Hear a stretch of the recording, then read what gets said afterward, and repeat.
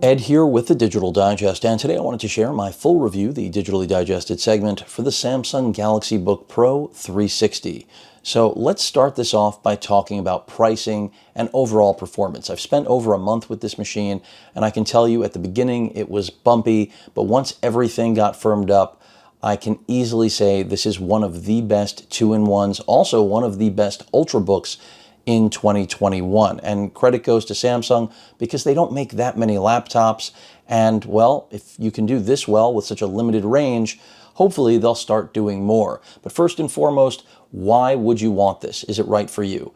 If pen input is one of the most important things in an Ultrabook, a two-in-one that you're looking for right now, I can tell you, you will not get a better experience out of any other Ultrabook. Now, you will find more performance in other Ultrabooks that can integrate a dedicated GPU as well as a more powerful processor. However, this is top-notch when it comes to pen input. The stylus is one of the best in the business, nowhere to pocket it, but I don't see that as an issue. Yes, it is magnetic, so it can attach to the top of the lid right there, but I don't really think that's too important. What is important, though, is the actual inking experience. And this is the only machine that I've tested that gives you the closest thing to the feel of a pen to paper. And there you can see a watercolor that my fiance did inside of Clip Studio Paint Pro, which is optimized for this machine, in my opinion, the best, and that's per her as well, that you can possibly use. So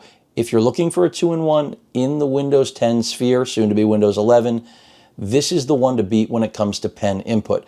The touchscreen works as expected, but the pen experience, unlike any other, because pretty much every other two-in-one feels like you're putting the pen just to glass. Here you get the same texture you would with something like the Tab S7 line or the Note line, that is the current Note line, and that should tell you how good that really is. So unless you're going to get a drawing tablet, something dedicated from, Wacom, this is the best that is available here in 2021. Now, with that out of the way, what's the other reason you would want this? Form factor. You're talking about a 1/2 inch thick and 3 pounds, under 3 really, for a 15.5-inch two-in-one. That is an amazing weight, an amazing thickness. It does have some drawback in the fact that being this thin isn't necessarily amazing for build quality, and that's not a knock against the build quality here. The build quality is excellent, but when something is this thin, it can get flexed inside of a bag and potentially break. Now, I'm not saying that will happen, but it's part of the trade-off of getting something this thin and this light. Another thing that's amazing about this machine is battery life. It pretty much smokes the competition. Now, initial testing, I didn't get great battery runtime, but over the maturation and wear-in process and firmware updates and Windows updates, cumulatively, this easily gets over 10 hours of battery life, and you charge it up with the included charger, which is essentially the same quick charger that would come with a Galaxy phone. So that means no giant power brick. That's a little bit slower. That takes about a little under 2 hours for a full charge. But remember, Samsung is staying true to the fact that they want to give you the thin and light, almost compromise-free two-in-one experience, and they deliver on that at $1,350 US. Now, originally this was closer to $1,500, but as I've stated, we're now looking at $1,350, and who knows, it may go lower. People will like to compare this to Apple's M1, but Apple's M1 does not have touch input, certainly does not have pen input, let alone best in class, and overall, even if pricing is close, I just can't compare the machines because this is so much more versatile and I think appeals to a much broader audience. Now, if you're a Galaxy user, then you're going to love the software that's on here. It allows you to sync up with your phone, sync up with your Galaxy tablet, like my Tab S7 Plus, use that as an extended display. If you're not a Galaxy ecosystem user, you'll see that as a form of bloatware. But likewise, if you're an Apple user, then you already see Windows and Android as bloatware, so again, that Apple comparison is moot. And there's no question Samsung is going after Apple money. They're going after Microsoft Surface Laptop, Surface Book money here with this, and I think this is better than all of them. Thunderbolt 4 ports, a modern machine, it weighs almost nothing, and you have a full HD Super AMOLED panel that is gorgeous. Take a look and a listen. Even the speaker performance is pretty amazing for this form factor. Again, under 3 pounds and a ½ inch thick.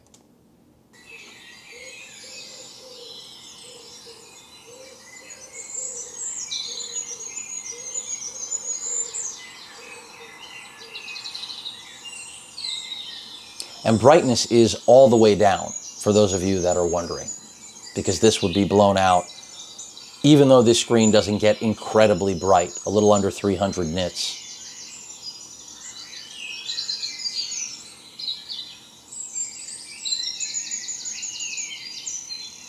And that's, interestingly enough, one of the areas of contention with this Ultrabook, this 2-in-1, is that the screen just isn't that bright.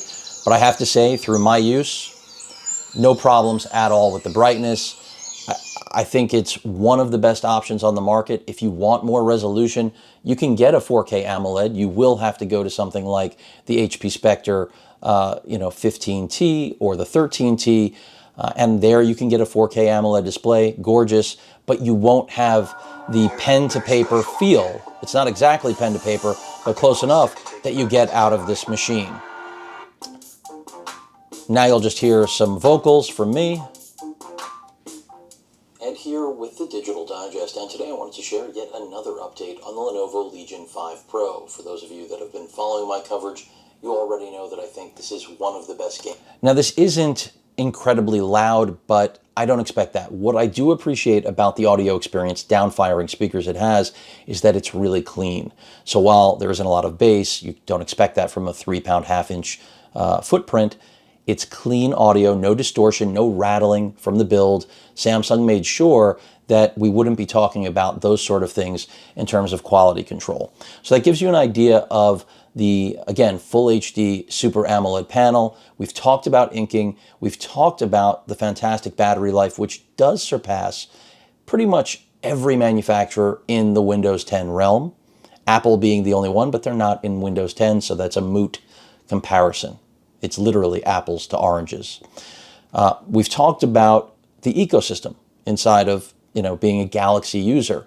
If you're one, you're going to love it. If you're not, I don't think it's really going to bother you. Of course, the pen has a single button to launch applications, fairly simple. As soon as it's hovering, you hit that button and it brings up that menu, and you have access to the ability to create notes, view all of your notes. This is the same experience you get from a Tab S7 Plus or a Samsung Galaxy Note phone. Smart Select, Screen Write, live messaging, pen up, basically all those things. And then you can customize those shortcuts. But at the end of the day, the pen input is really the amazing thing, that plus the form factor. Now, you may have just noticed some screen wobble. This isn't a perfect machine. It does have some screen wobble.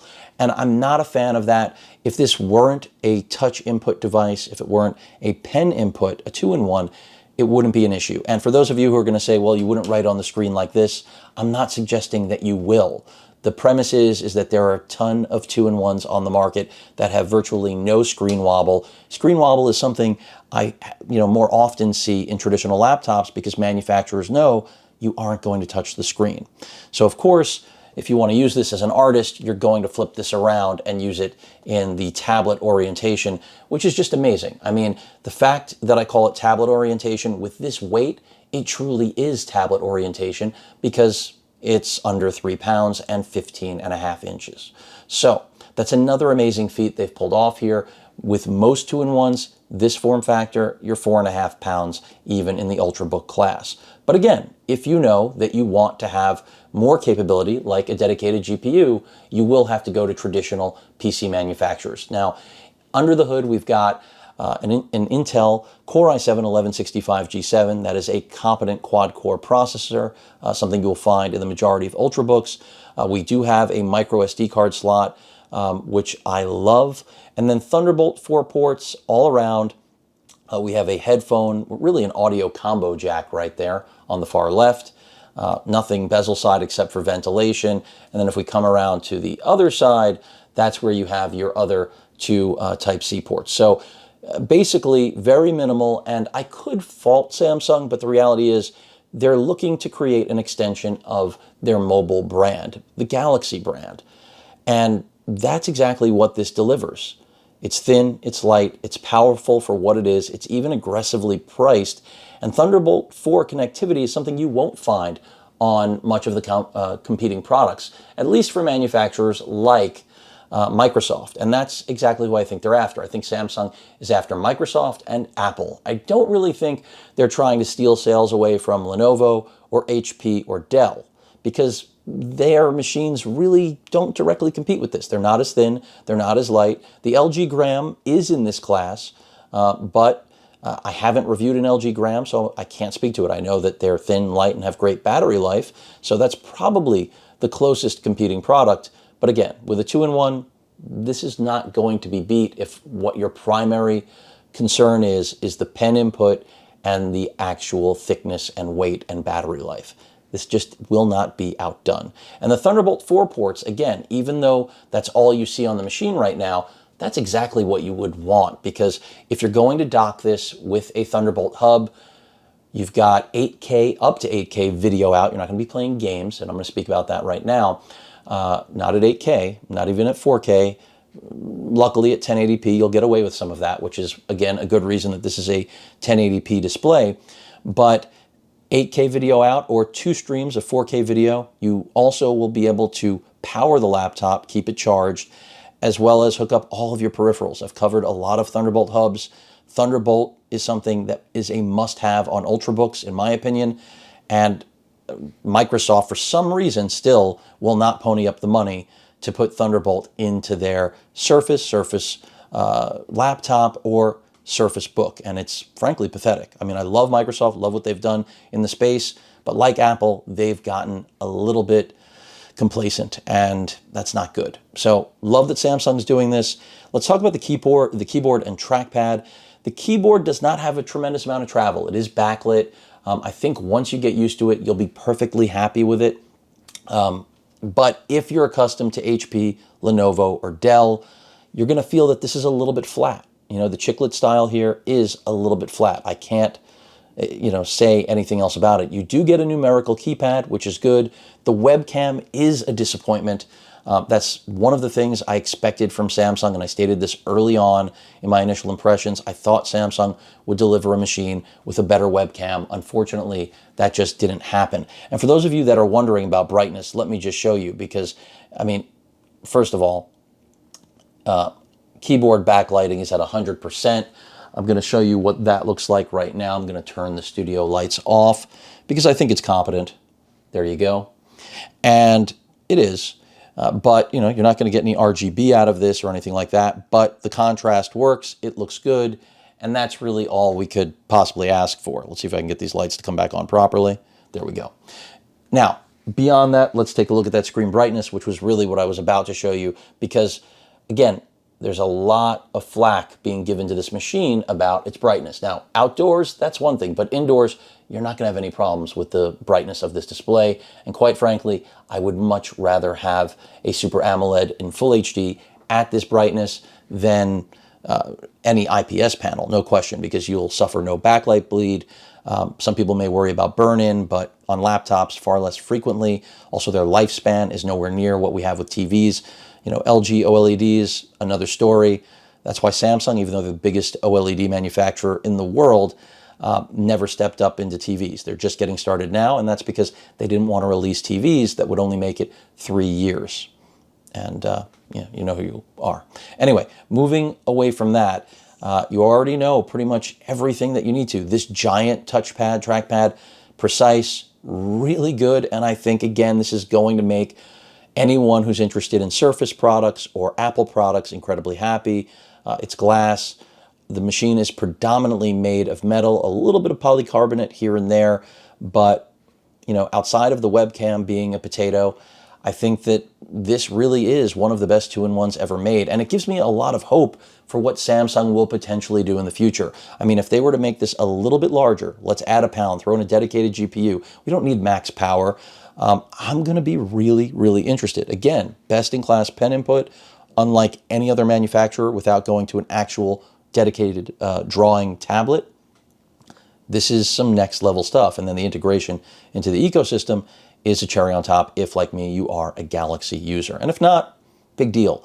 So the 1165 G7 is complemented by 16 gigs of RAM. I do recommend going with the 16 gig model, whether you're going with the 13 or this 15.5-inch variety.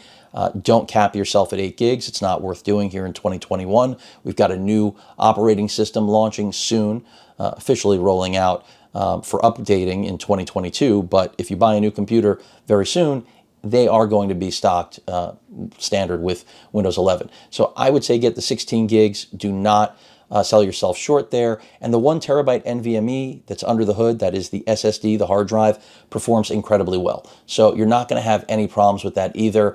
It's just a really good machine. Now let me address gaming.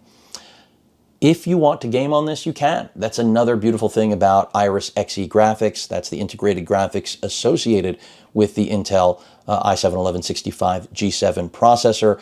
So, are you going to play AAA titles? No. But if you want to play Fortnite, other titles like that, things that are not CPU intensive, drop it down to medium, you're going to average 30 to 60 frames. Rust was playable on here. Call of Duty World War II was pretty taxing for this, but was manageable at low settings. Some games you'll have to drop to 720p. Some you will get away with the 1080p resolution. So it's just, again, impressive that we can game. I mean, all Ultrabooks that have Iris Xe have this performance, but often they suffer from throttling. This actually does incredibly well. I expected a lot of throttling, a lot of fan noise, a lot of heat. Guess what? It's quiet, it's cool, and Samsung knows that's what people want. So I'm really impressed overall with this. Standby, another amazing thing. The vampire effect, battery drain when you're not using it. This machine, I think, outclasses everyone. I would say Lenovo would be second in place in the machines where it does function really well. So when you're looking at something like a Yoga 9i or, again, a Spectre 15T, this thing is going to not only beat those in battery life, but in standby. You put this, put it to sleep for a week, come back. If you were at 100% charge, it's going to be at 95%. And that's really impressive. It reminds me of a smartphone, and that's exactly what it is supposed to do. By the way, we do have a fingerprint scanner right there where the power button is. It works perfectly fine, as it should, because after all, this is Samsung, and if they can't get a fingerprint scanner right, who can? So, overall, what's the roundup on this machine? I would say you already know. Really nice screen. Hopefully next gen we get some higher res options, but best in the business pen input. Of course, the touch screen is perfectly fine, no problems outside of the wobble, because that is where you're going to experience. It's when you're going to go to use the touch screen, and I do use it. Some of you will say you don't. Well, that's fine, but be aware. It's probably the only thing I can fault when it comes to build quality, besides the fact that it is a fingerprint magnet. I mean, completely take a look at the actual lid here, and you will instantly see that I don't use this every single day. I have too many machines I have to review, but it looks filthy. It looks like I took it to the bathroom. I didn't. You can get this in Mystic Bronze, and it'll look like you took it to the bathroom in Mystic Bronze. If this is what they need to fix, again, this is not a big deal. So many manufacturers have this issue. So Sammy, you can fix this. I believe in you.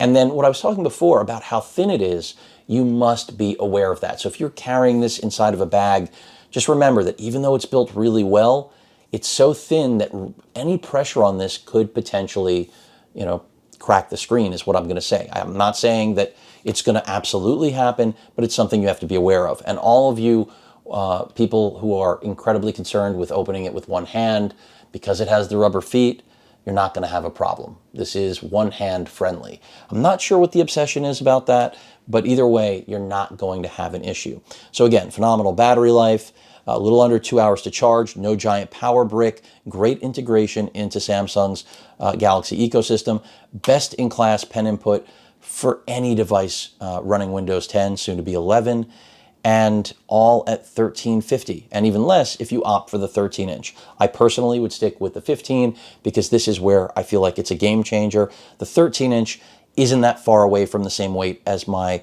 HP Spectre 13T, which does have a 4K AMOLED display, but it gets 5 to 6 hours of battery life. It's not going to touch this machine or the 13-inch version. And Samsung clearly cut corners in order to make this viable when it comes to battery life. I've seen people claim that they're getting 16 hours. Now, I'm not, but you might be. And chime in the comments if you are. You can see the pen does stay there. I don't recommend leaving it there. You don't want to lose this. And for those of you that wish there was a place to store it, like myself, remember that on machines where you do have a garage, like the Yoga 9i and many other ThinkPads, it comes at the expense of getting a really thin stylus circa, the year 2000. So you don't get the pen feel that you do with this. This feels like a real pen, and you don't have to buy it separately. Apple, Microsoft, you know who you are. So I think that this is a winner. I don't think that anyone's going to get this as a gift and be disappointed. I don't think anyone's going to buy it for themselves and be disappointed, because it really does exactly what an Ultrabook 2-in-1 should do in 2021. And again, I remember the first Samsung laptops that I saw when I was in Germany back in like 2006, and I wondered when we would see them in the US. Of course, we saw them shortly thereafter in 2012 at CES. I remember seeing beautiful machines, and I covered some. You can dig back in the channel, probably 7 years ago, 8 years ago. They were beautiful, but they were expensive, and they didn't differentiate themselves from the rest of the marketplace. Samsung, pulled themselves back, kept the lineup limited. They never make more than a handful of machines a year, and this is the way you do it. I hope that they expand their lineup, because I can only imagine what a Samsung gaming laptop would be like, because this is really good. I mean, if all they have to fix is the webcam, possibly come up with a genius way to store the pen, and essentially maybe give us faster charging, no biggie. And again, I excuse the Thunderbolt 4 only because it's the best port you could possibly have. So if they, I know some people are going to wish there was Type A. I totally get it. But if that's what they had to do in order to make this thing so thin, just be glad you got Thunderbolt 4. It's not settling. It's the best port any machine can have, period, the end. So amazing performance at 1350 and amazing form factor as well. And again, best in class pen input. It's so quiet. It's shocking. Occasionally the fans kick on, but nothing to write home about.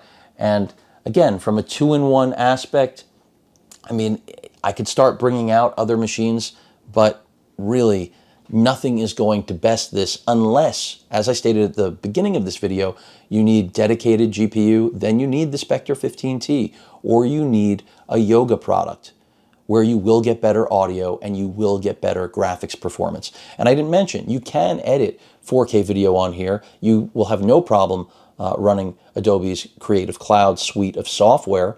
I didn't test Revit on here or get into AutoCAD, but I don't see it having problems because most machines with with the i7-1165G7 don't run into too many problems.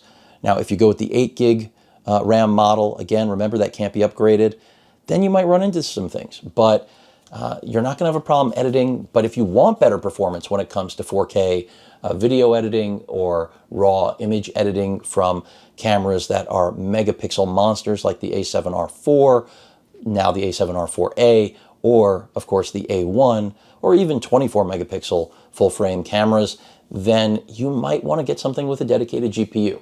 But I think you'll be perfectly fine with this. And by the way, the reason I love the micro SD card slot is because I use that for offloading video and images, not because I use it for expanded storage. And by the way, the Wi-Fi 6 performance on here and Bluetooth performance is excellent. When I first got this machine, it was a dud. Firmware and Windows updates took care of everything. So easily and highly recommend the Samsung Galaxy Book Pro 360 to anyone in the market for a 2-in-1 that puts, again, as I've stated over and over again through this video, form factor and, of course, battery life, and most importantly, pen input at the top of their list, because those are the things that this machine does almost perfectly. Just be wary of the few things that it doesn't, which are really few. Just the webcam, no Type A USB port, and yeah, you might feel like the Galaxy software is getting in your way, but most machines have real bloatware, not companion software for phones and tablets. Okay, so keep that in mind as well. But that rounds it out. cool, quiet, and priced right with the best pen input in the business, and somehow the lightest and thinnest 15.5-inch Ultrabook on the market with that pen input to boot. Any questions or comments, please feel free to post them. Hit that like button, and as usual, please feel free to subscribe, and please stay safe. Later.